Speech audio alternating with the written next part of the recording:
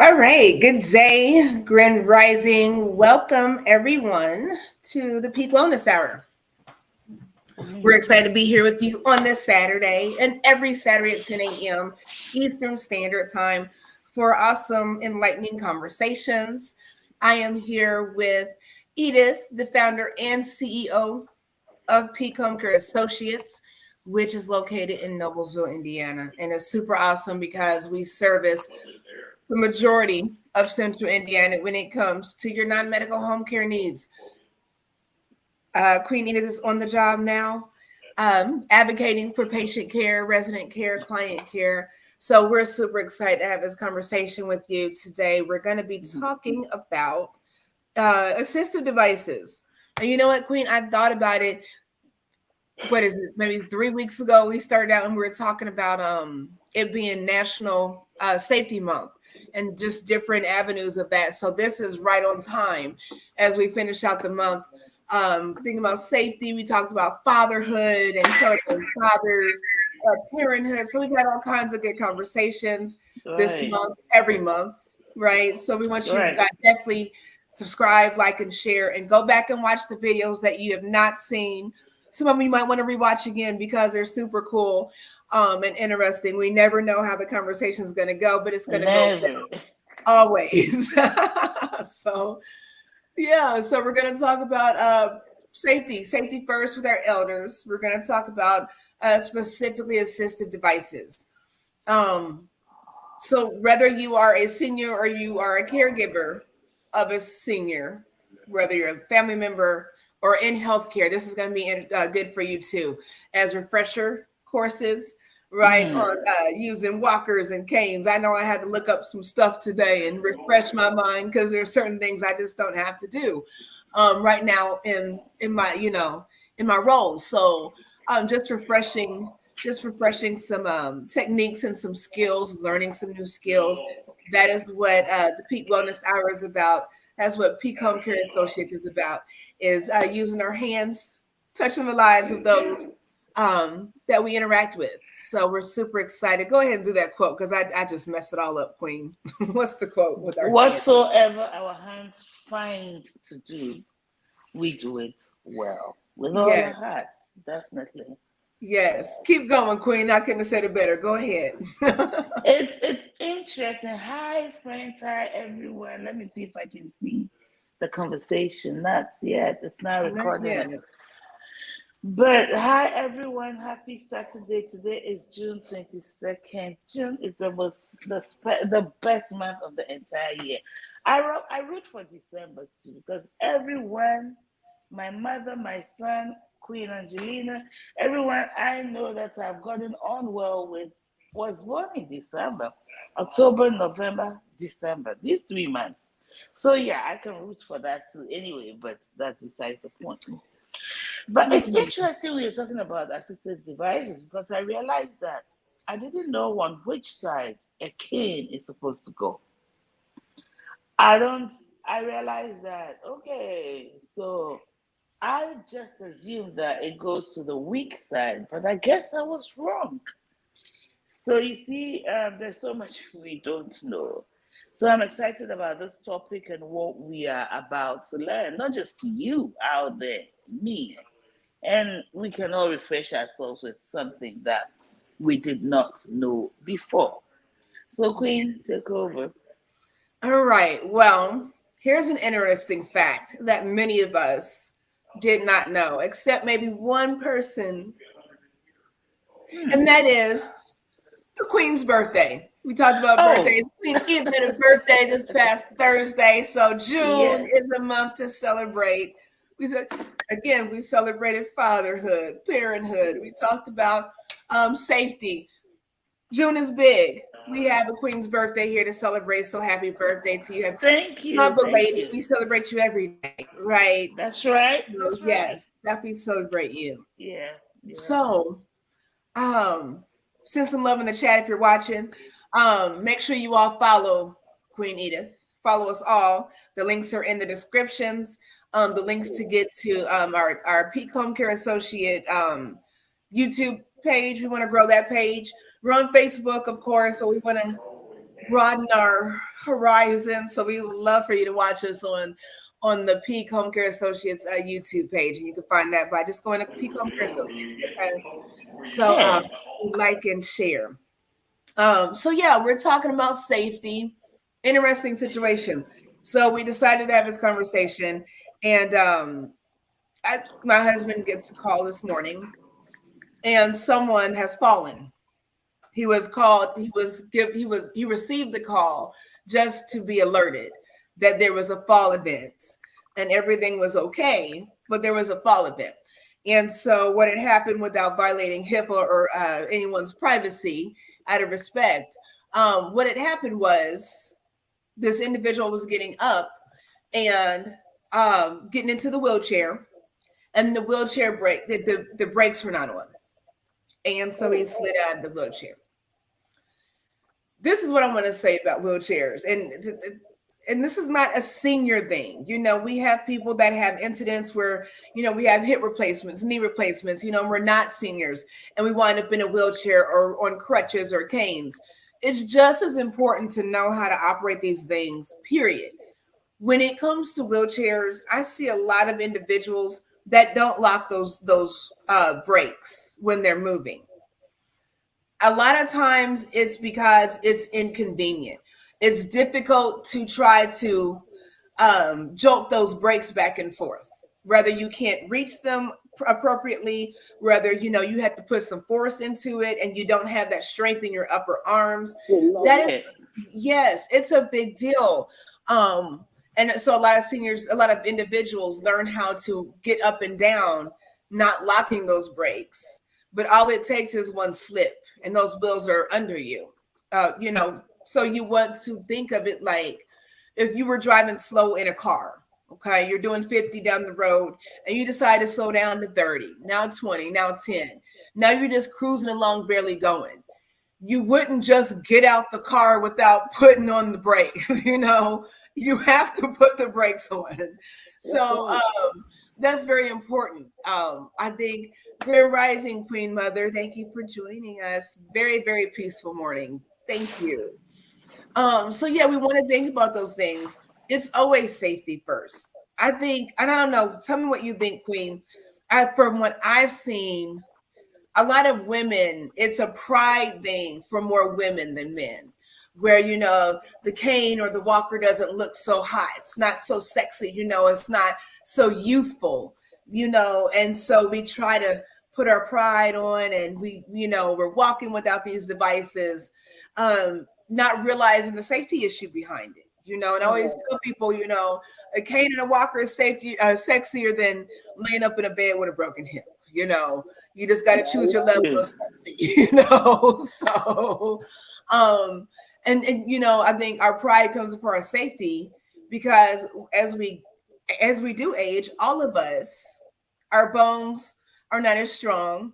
We don't bounce back as quickly as we used to, right? We don't heal as quickly as we used to, And as seniors, we just, we don't have the patience like we used to. So nobody really wants to sit in a hospital bed when you've got things to do, and we're impatient with our care, because now we've injured ourselves, and this is where we're at. So what do you think, Queen? I'll let you. You nailed it. You nailed it, Queen.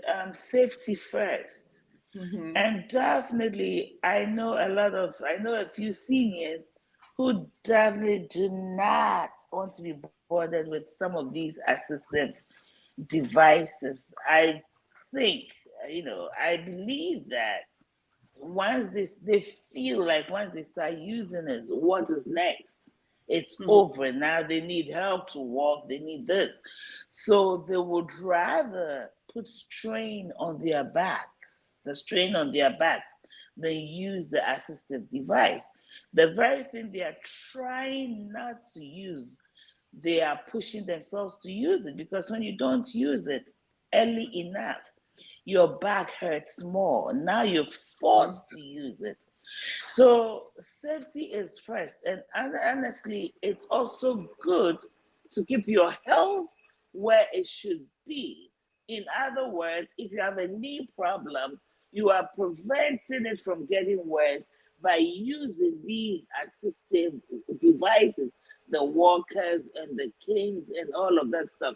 So, like you said, and then of course for prevention, when it's easier to trip trying to push yourself. I mean, I've seen seniors walking and that they, and then there's something on the floor and you trip and you go down terribly worse than you started the situation. So I think that these assistive devices are very important. As much as possible, we know our moms and our dads hate them, but we need to figure out a language that will make them want to use it, because they will understand that it's for their safety, is to prevent further pain, further hurt. Listen, one of the things I know seniors are doing so much is they are they're literally living on painkillers. Do you know that, Queen? They're living on pain pills. Yeah. A lot of seniors are living on pain pills. They're in pain with all these. So, but these assistive devices, and I guess my focus is on the walkers and the cane, will go a long way to minimize these pains, because they are able to manage their movements, not putting too much strain on their back, on their knees, on the other parts of the body. So you minimize the number of times they're taking the pain pills as well. Don't believe it. Don't believe it when they tell you they're not taking much. They do. They hide it. Well, you know what I've seen though? This is what I've seen with the pain management. I've seen here recently, I've seen a lot of seniors that refuse to take anything as far as pain management because they're afraid of addiction. Now you have a lot of they're afraid of addiction. I think, and those are more, what I've seen is they're more able-bodied individuals versus, individuals that are in wheelchairs, that are wheelchair bound, that are chair bound, bed bound. Those are more so what I've seen, the types that are round the clock with pain medication, because now this is where you're at. I think, I don't know if it's a mental thing with more able-bodied people where you don't want to take the medication. I think the whole conversation with the fentanyl and addiction and the conversation we see on TV, I think that is scaring a lot of seniors now to where they're pushing past that pain and they're tolerating it so that their tolerance is higher. So you're not as compliant. If I cannot use this walker, this cane, I don't need the pain medication. So I don't need the walker. I don't need the cane because I need the, so I think it's trying to, I think it's a self-inflicted fight, It's interesting that we're seeing the two extremes. They're seeing those who are on it and they're hiding it from family because, girl, they need that pain pill so much and the pain patches and all those things all over them, but it can be minimized. The assistive devices help to minimize some of these pain because it helps you if used correctly. And I think that is one of the key things we're going to talk about. Using them correctly can help minimize back pain. Because if you're not using it correctly, you're also bending over too much and you are hurting your back. So there is a balance to all of this. And you know what? You bring up something really interesting that I want us all to think about. So you have a hip replacement, you have a knee replacement, whatever, your back, whatever it is. If you're not using those devices, if you're not using the tools that you have, you're actually causing a strain, like she just said, on other body parts. So now I've got this hip replaced, I've got the left hip replaced, and I need the right one replaced. But I've taken so long to do the left one, I've caused damage to the right one. Don't want to use the assistive device. Because the weight, you're putting weight on the good one. That's right. Yeah, your back pain ties into a lot of our extremities, our lower extremities. And we don't pay attention to those things. So they all go together. You're absolutely right about that. Yeah. Yes. Yeah. Definitely. So I know we were talking about the different ways to use these devices. We're going to do a really quick share before I do, so that we don't get in trouble with YouTube and Facebook and everything. We'll do the Fair Use Act so everybody knows that this is not our material. We thank the individuals that we're going to use to share this video for their material. And we will put the links in the comment section so that you all can go back and look at these videos and see where the credit goes to. So really quickly, under the copyright disclaimer, under Section 107 of the Copyright Act of 1976, allowance is made for fair use for purposes such as criticism, comment, news, reporting, teaching, scholarship, education, and research. Fair use is a use permitted by copyright statute that might otherwise be infringing. Non-profit, educational, or personal use tips the balance in favor of fair use. Please enjoy the content. Okay, so just so you all know, again, we had to put that out there because it's not our material and we do not want to get any kind of strikes on these social media platforms. So please like and share. Give me just a second. Let me find this video with you guys and I'll share it. Hang on. So first we're going to look at using walking with a cane. Okay, and this is from registerednursern.com on YouTube. So we're going to look at that, and then we'll look at using a walker. Really simple information, about a minute or so long, just to kind of, again, give a refresher, give some new insight for those that don't know, and just to make sure that we keep you safe. Okay. Yeah. So let me find it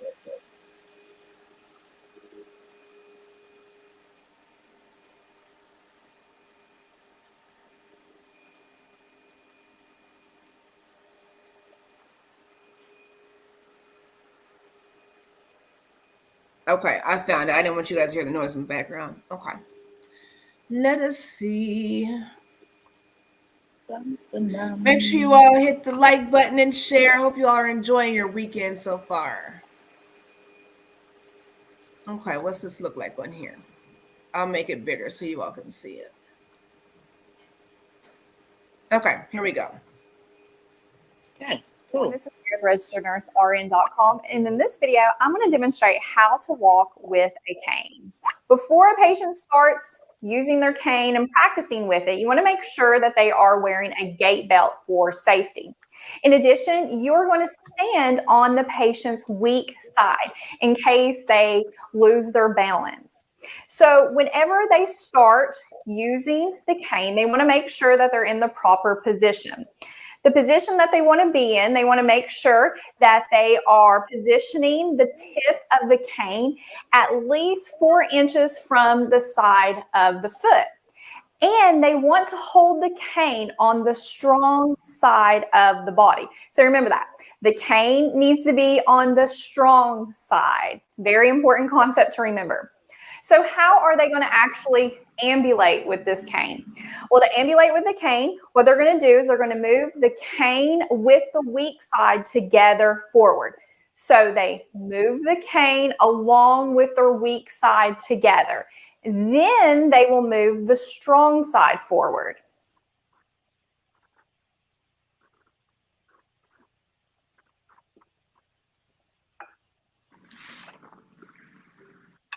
Thank you so much for watching, and don't forget to subscribe to our channel for more videos.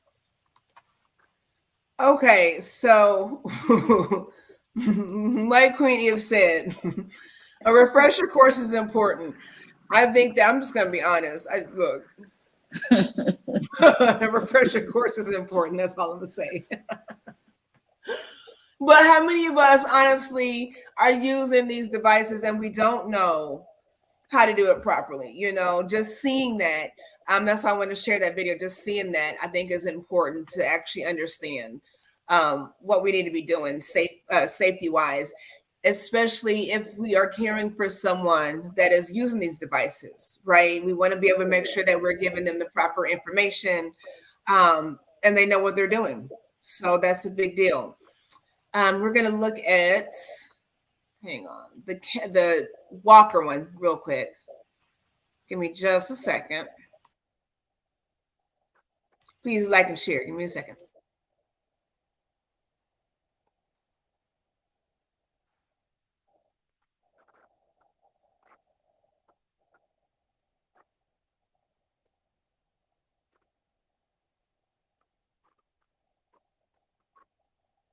Okay, I'm trying to skip through all these, the ads and carrying on.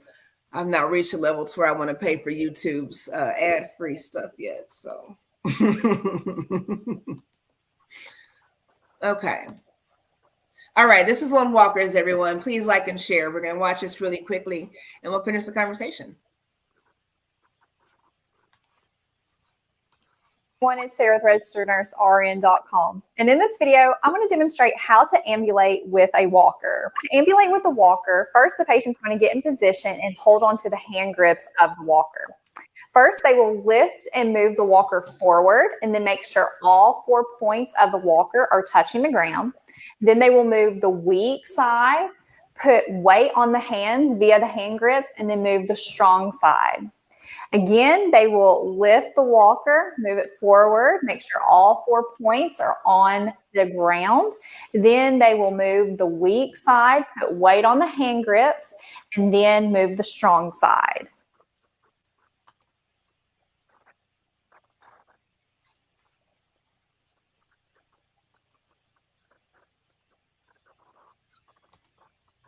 Thank you so much for watching, and don't forget to subscribe to our channel for more videos. All right. Before you go to the next video, I want us to talk about the walker use again. Okay. We saw how this person was walking with the walker. I wish we had a bad example of how they push the walker, like they're pushing a cart at the grocery store. So the walker is all the way here, and they are leaned over like this. Maybe next time we'll show one, or we'll put one in. But the walker is all the way, and it feels like they're pushing the walker away from them. So what I've noticed is that a lot of seniors are walking with a walker, but they're pushing the walker rather than walking with it.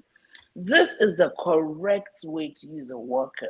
And especially this old type, I think, is the best than the ones that have that seat with it. Because you know what?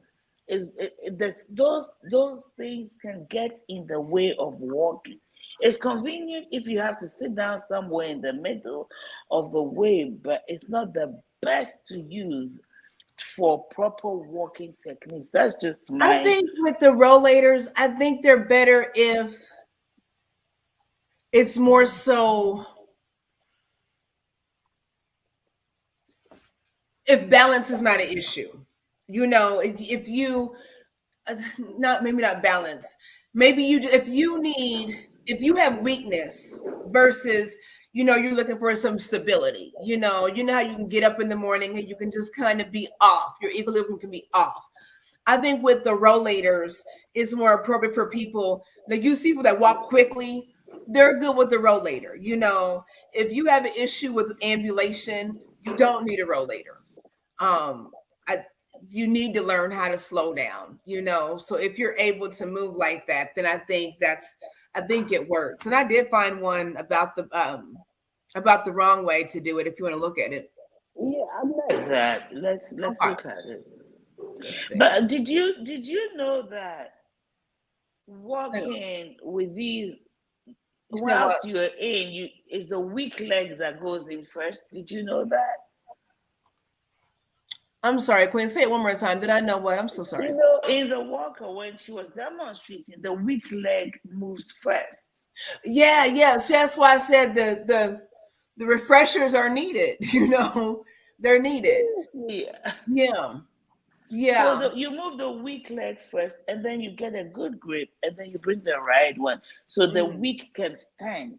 And see, I think a lot of people might do it. I'm sitting here thinking in my head how I would do it, and I would think to do it with the stronger side, because I would be trying to, kind of coddle that weaker side, You know what I'm saying? So now I'm gonna use my strong right leg so that I don't have to put pressure, and that's damaging. So yeah, very good point. Very good point. It's a big lesson. Absolutely. Thank you all for joining us. Make sure you like and share. We're gonna play another video. So, like Queen said, how not to walk with the walker. We've not seen this one, so I just found it really quickly. So we're gonna take a look at it and see what's going on. It's a couple minutes long. So let's see.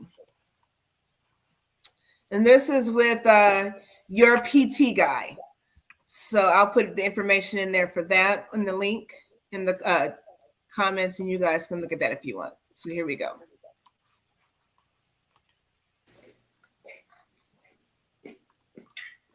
Have you ever seen someone walk like that with a walker?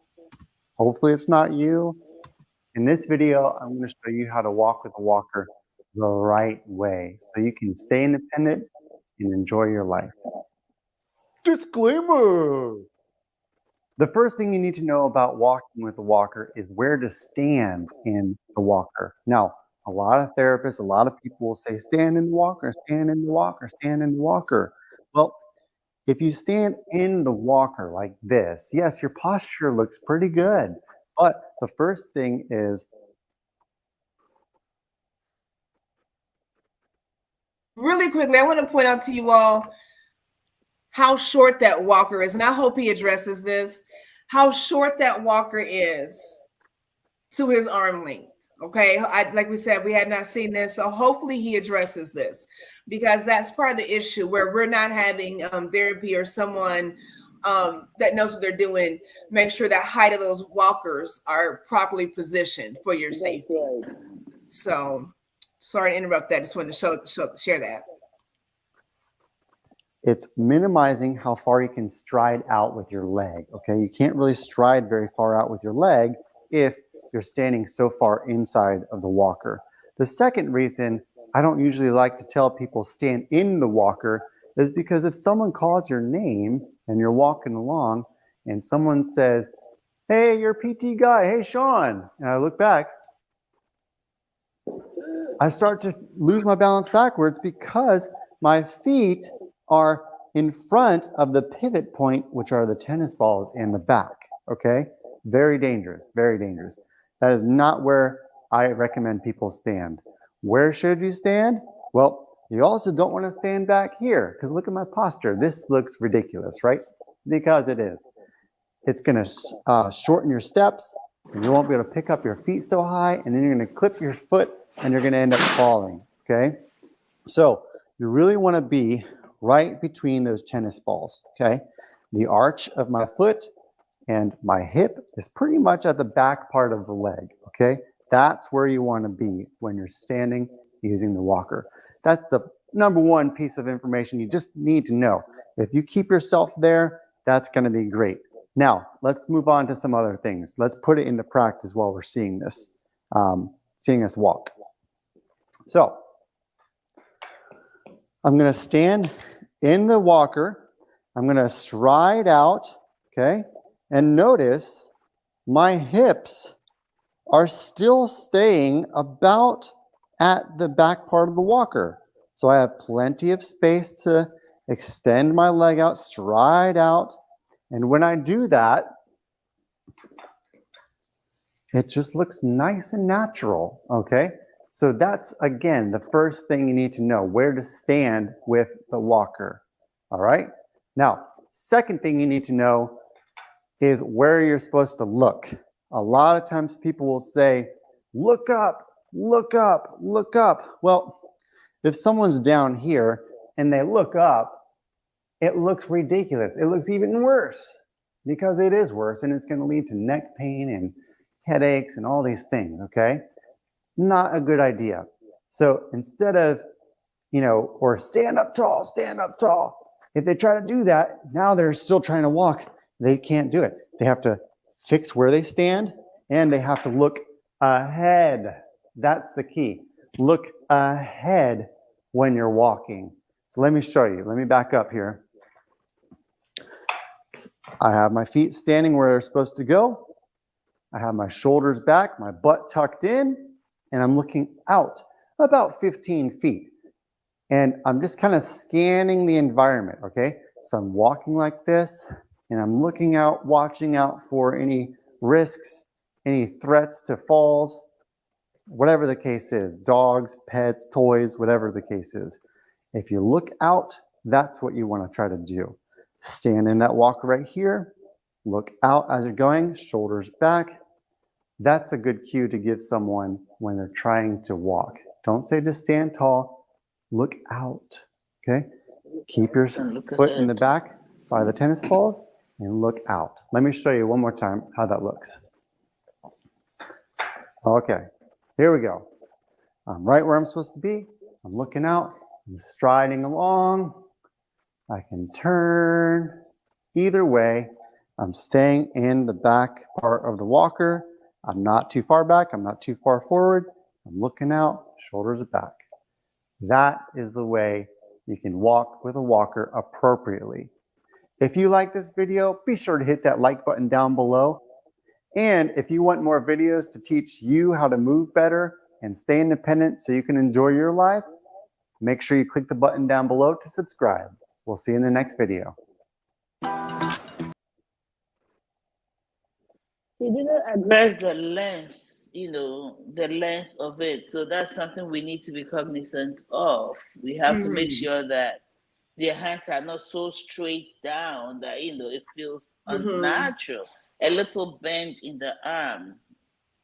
So I don't know, where is this walker supposed to be? Your hip level?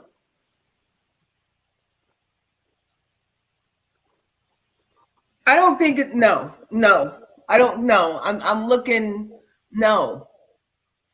Let's look at some more videos. While I'm looking this up, though, again, please like and share. I was thinking about this. What happens when we're looking at? I'm looking this up real quick. What happens when we're dealing with? So I'm a senior citizen. I'm a senior. I'm older. Okay, and I'm dealing with my older loved one. Okay, so now we're both on, a walker or a cane. How do we safely care for it as me using a walker? How do I safely care for my loved one and maneuver around that? That's something to think about too. We went back to the rollator. If it's appropriate, that rollator might be key when we're trying to help our loved ones and we're trying to help move things and, just kind of get things done. That might be a way to go with the rollator because of safety again, when we're taking care of someone else. How does that look? I don't think we think about the fact that we have senior individuals taking care of the elderly. A lot of times I've been in facilities and I see, Mr. Smith's daughter come in, and Mr. Smith's daughter is always doing, carrying out the laundry and, carrying out this and that and bringing in groceries. And it just doesn't dawn on me that this individual is also a senior individual. This person is 60, 70 years old, helping their 80, 90-year-old loved one, and so I don't mean to cut you, but the other thing I've seen is a couple where one of them is taking care of the other and they're both on walkers or one is on a walker, one is on a cane, one is trying to push the other. Those situations, I'm seeing it around even where I'm currently located right now. I'm seeing a lot. I'm seeing a big man being pushed by a woman as little as you, even shorter than you. And I wonder, how is she coping? How is she transferring him? Is she getting help with the transfer? So those are situations that we need to also look at. Definitely. And I think though that's very important as far as education with them on these kind of subjects. Like I said, and I'm just being honest with you, as a nurse, I'm a very intelligent nurse, but if you don't do certain things, you don't think about it. So if I go into a patient's home, a client's home, a residence, space, and I see them using this device, I'm assuming that they know what they're doing, right? So I don't have to say, hey, Mr. Smith, hey, Mrs. Smith, are you using the right leg? Because I'm assuming that they know. And that's not always the case. That's why we're having this conversation today. And that's why I'm not ashamed to say that I had to have a refresher course, you know. It's interesting, but I would like to see transfer techniques as well next time. Oh, absolutely. We have to. I like that. You all stay tuned for that. I like that. That's very important. Yeah. That, and you know what? That and Hoyer lifts or mechanical lifts for all you that are not in Ooh, medical okay. field. Hoyer lifts Mechanical lifts. look complicated, but they can be quite simple though. But it's just a lot of. I like to do that. I like to see that. Why not? We should try. Yeah. We should do that. And We'll do that yeah. next couple of weeks. That's what we'll line up. Everyone listening, so stay tuned. Yeah, you know, something else is important when we're talking about falls and safety prevention. I just want to mention this. I know CNA week, I'm not just passing again. Shout out to all the front runners taking care of our seniors. Okay.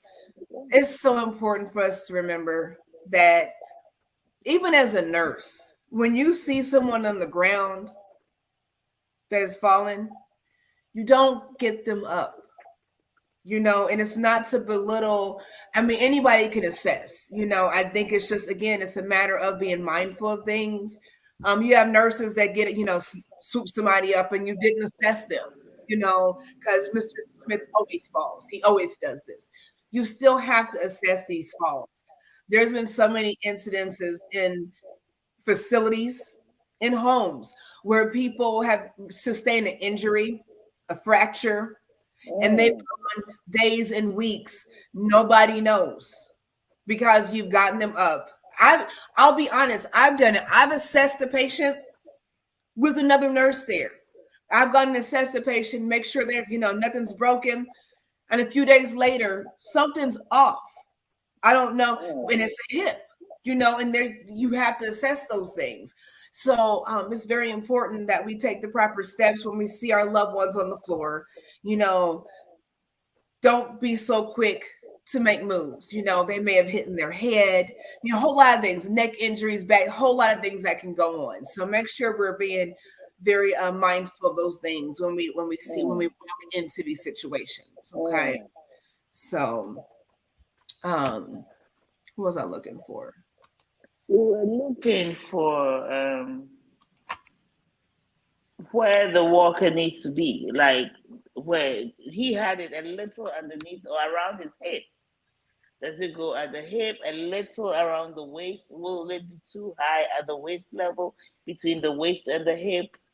What is the correct length of the walker? Or positioning, lengthwise? Mm-hmm.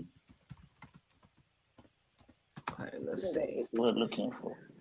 Yes. How's everybody doing? Everybody having a good Saturday? We are learning today, so we're learning. Okay, I've got one. Here's one. This is same guy. Okay, let's see what he has to say. Okay. Let me see.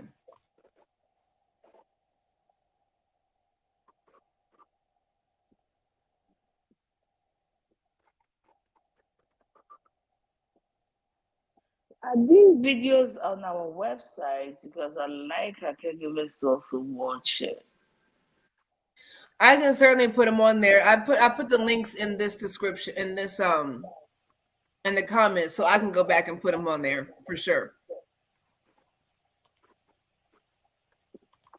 Good information, definitely. Okay, let's see.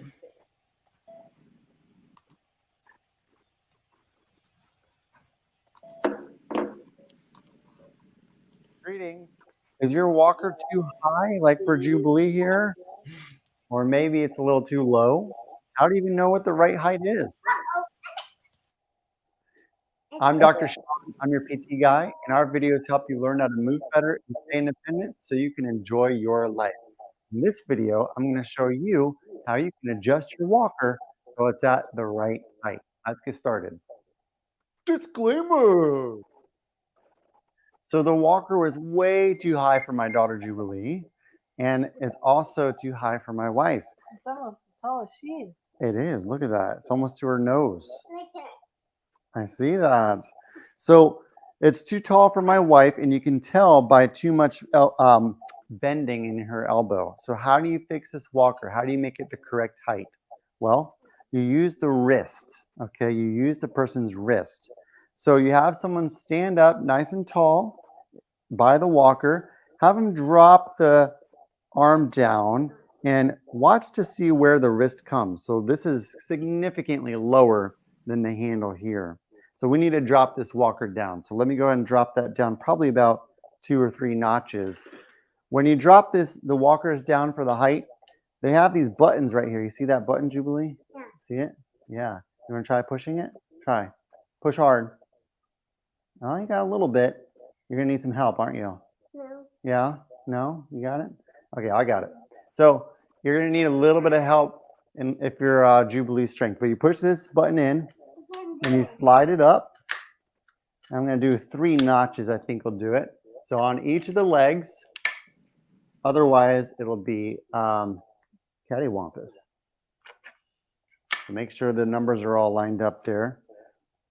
Now, do the numbers matter any way else? You just want to make sure that the numbers are all the same when you're putting the legs together, but don't go by the height. Because it may say 5'6", 5'5", 5'4". They're not always that accurate. Just go by the wrist. So let's try this. So you're standing nice and tall. Drop your hand down. Look at that, right on the spot. So go ahead and hold on to it. You got a little slight bend in your elbow. Go ahead and stand up nice and tall with both legs on the ground there. There you go, perfect. Excellent. So that's how you adjust your walker to the right height. So you're safe and you don't have a fall, right, Jubilee? Exactly. We do not want to have a fall. That's why I made a fall prevention guide. And you can download that for free at the link down below in the description. If you want more videos like this to help you learn how to move better and stay independent so you can enjoy your life, click the subscribe button down below, and we'll see you in the next video.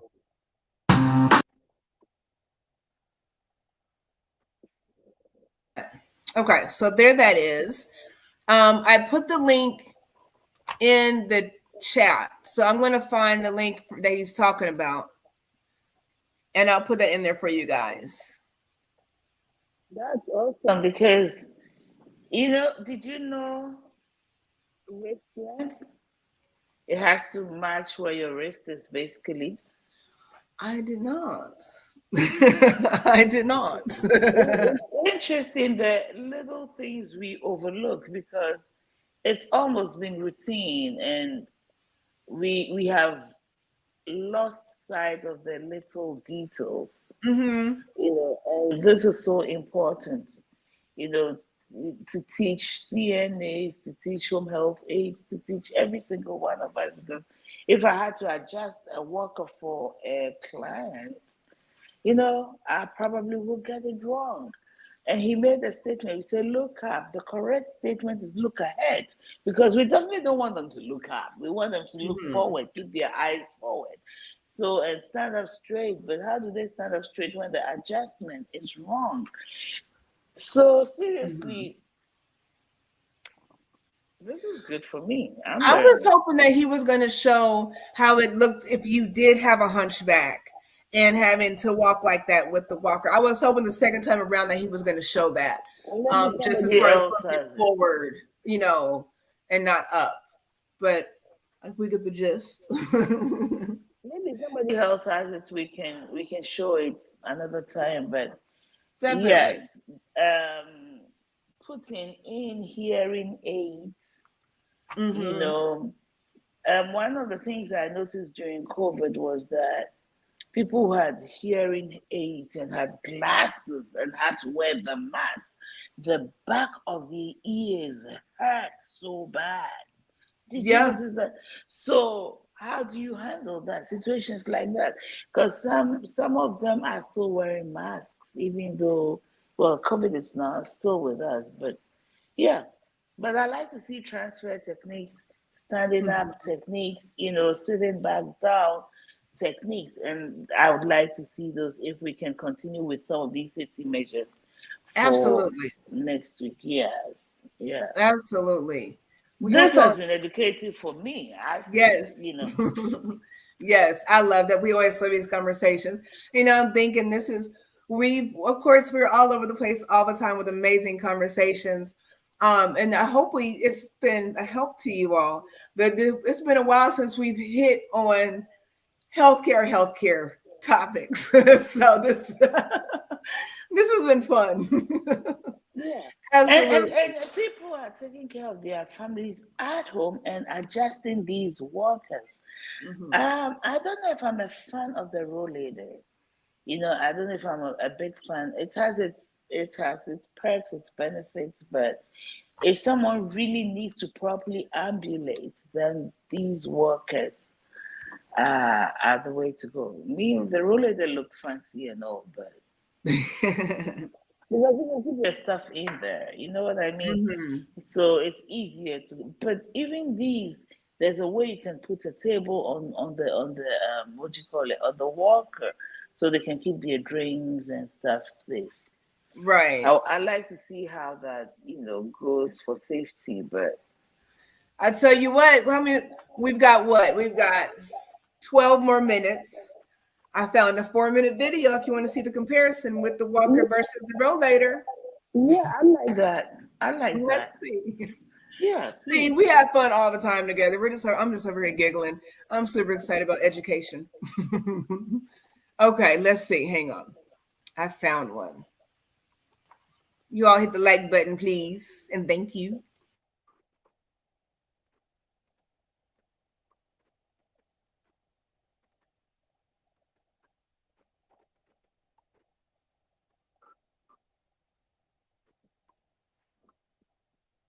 I'm Taylor with Lion Concierge Physical Therapy Services, and I'm here today to talk to you about the differences between two types of walkers and when would be the most appropriate time to use either of them. So over here, I have a two-wheeled walker. This is a pretty basic one, just two wheels in the front. You'll see on the back, sometimes people have what are called skis or like tennis balls in the back, just to reduce that friction on those back uprights. Over here, I have a four-wheeled walker. This one has brakes and a seat. You'll sometimes hear these referred to as a rollator walker or the Cadillac of walkers. These walkers are absolutely fantastic. However, they're not for everybody. So these walkers, because they have four wheels, they turn very easily. They're very mobile, which also in turn makes them a little bit less stable.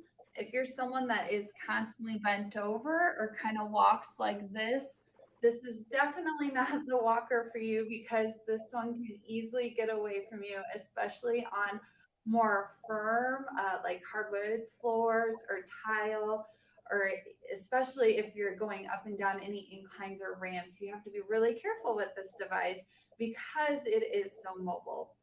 Conversely, this walker, not as easy to turn. You have to physically lift it up and put it down to make a turn. You're not going quite as quickly as you can with the four-wheeled walker, but what it gives up in mobility, it makes up for instability. So I can stand here, brace myself with the hands, lift up both feet. Very, very stable. It's not going anywhere.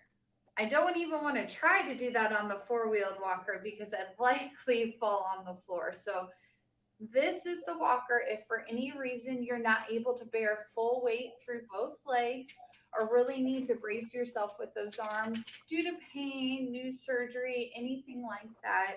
If you're putting weight through the device, the two-wheeled walker is the way to go.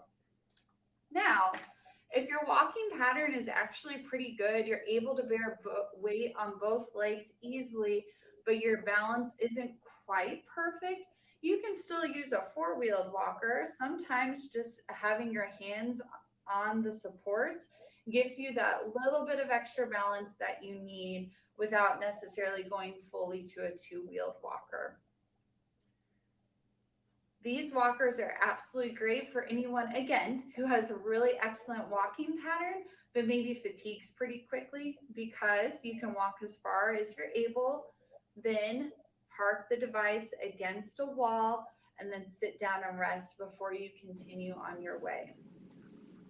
One other difference I noticed between these two devices is its ability to be transported places. So a two-wheeled walker is nice because it does fold up and it's really light. So it's pretty easy to get in and out of a vehicle, especially if you're the one doing it yourself. Whereas this four-wheeled walker, I'll fold it up for you now. This is it in its fully folded up position. It's still wide, just like the two-wheeled walker, but it is considerably heavier, and it's a little bit more awkward because of the handle position to put into and out of the vehicle on your own. So for ease of transport, the two-wheeled walker definitely wins in that category. I hope I've answered all your questions regarding the differences between the two devices and the person that would be right to use them.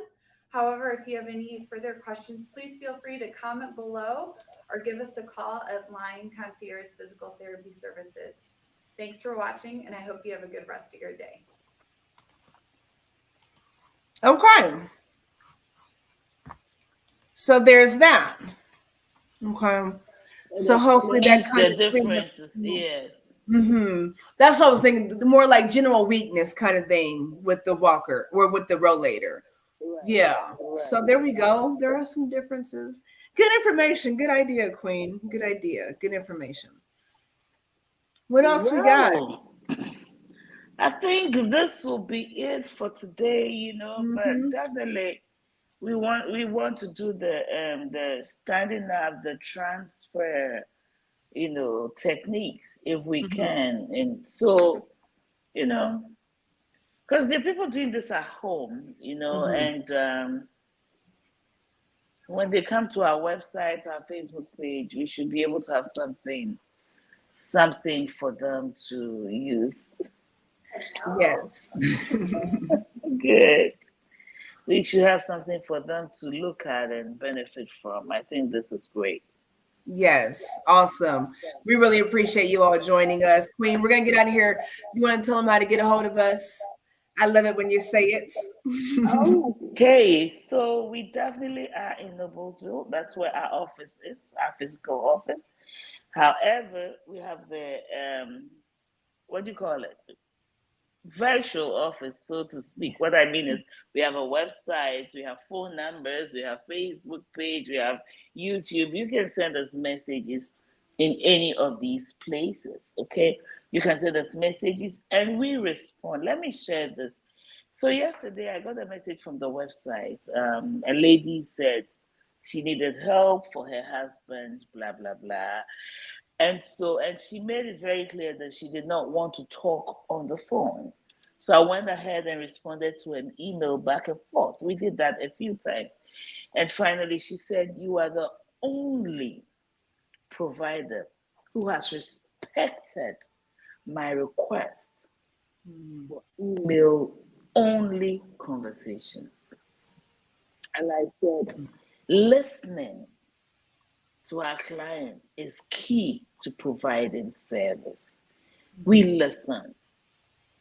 We listen to what you're saying and sometimes what you're not saying.